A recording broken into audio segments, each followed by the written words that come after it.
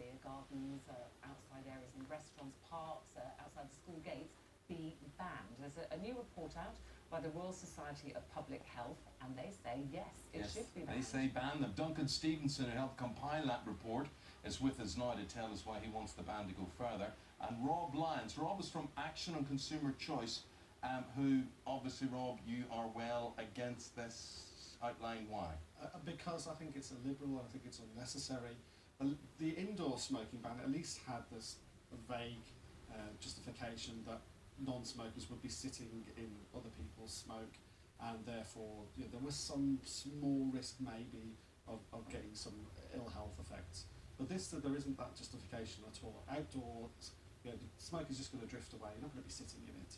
And therefore this is really about making smokers feel abnormal, even though there's 10 million smokers in this country, so it's a very big group to try and denormalise it. But Rob, actually you've hit it on the head. I'm sure Duncan would agree with you. That's exactly what you want to do, isn't it? You want to make smokers feel abnormal, and the whole thing about smoking is sort of socially unacceptable. That's right, yes. If you realise that smoking kills 100,000 people every year and it costs the economy £13 billion, we think it's a no-brainer that we should do more to discourage people from smoking cigarettes and encourage them to quit.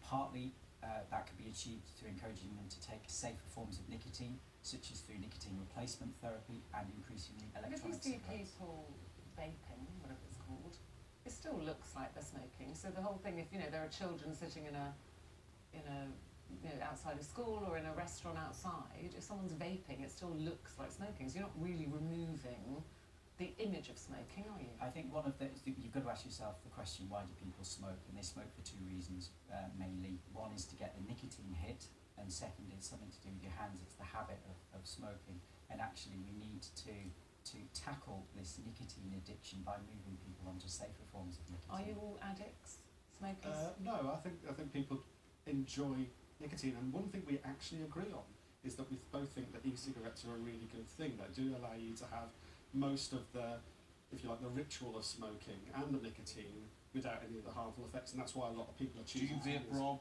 I do.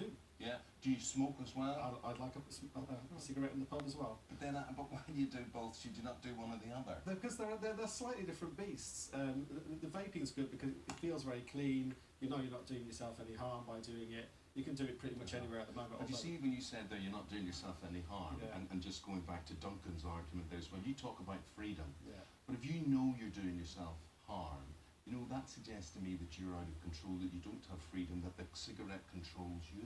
Oh no, not at all. I think that I enjoy the particular qualities of a cigarette, and I know that there's a risk attached to them. That's why I wouldn't, for example, smoke 40 a day of them. But so I make my own choice about what balance I'm going to have between risk and enjoyment, and that's I think for me I've hit that balance. I would disagree with that. I mean, I would say Rob's in the minority there. 2/3 of smokers want to quit, but they struggle. It's very difficult to quit because shouldn't you be helping them in other ways rather than banning? Banning is very draconian, it seems, to a lot of people. But banning, we're not calling for an outright ban. That would probably be the draconian step and very politically unacceptable currently. But what we are calling for is using e-cigarettes as a harm reduction tool. Nicotine replacement therapy, ideally, if that doesn't work, e-cigarettes as an alternative, as a safer form of getting your nicotine. Where can people smoke then, in your opinion? I mean, you're not probably saying you can't stop everyone smoking. So are you just saying you'll eventually only be able to smoke inside your own home with the doors and windows closed? Yeah, I think places where children and young people aren't exposed, where they can't pick up these new habits and be exposed. We want to decrease the visibility of cigarette smoking, so in people's homes perhaps. Amy agrees with you. It's about time. I hate walking past somewhere with my baby girl in a cloud of smoke. It's disgusting.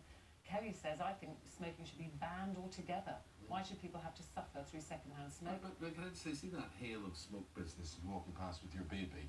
Is that really doing her baby any harm? This is not about.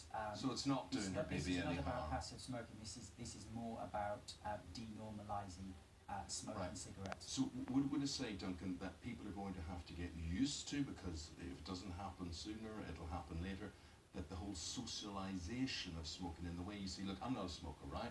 But if I was in a beer garden, I would accept, I'm not saying I'm right, but I wouldn't be going, oh, that person smoking, that's horrible. I sort of think people have a drink in their hand, they have a cigarette. I choose not to. Doesn't overly worry me. As I say, I may be wrong, but it's going to change that whole feeling of what we accept as relaxation and socialization. Yeah, that's going to change. Well, and are people relaxed when they're craving nicotine? I would argue. Oh that yes, they're I not. know people who are so uptight. Seriously, people do this. I know people who are grumpy. People who are horrible. They put a fag in their mouth. They have a drink. They're completely different people. Sometimes you think, thank goodness for that.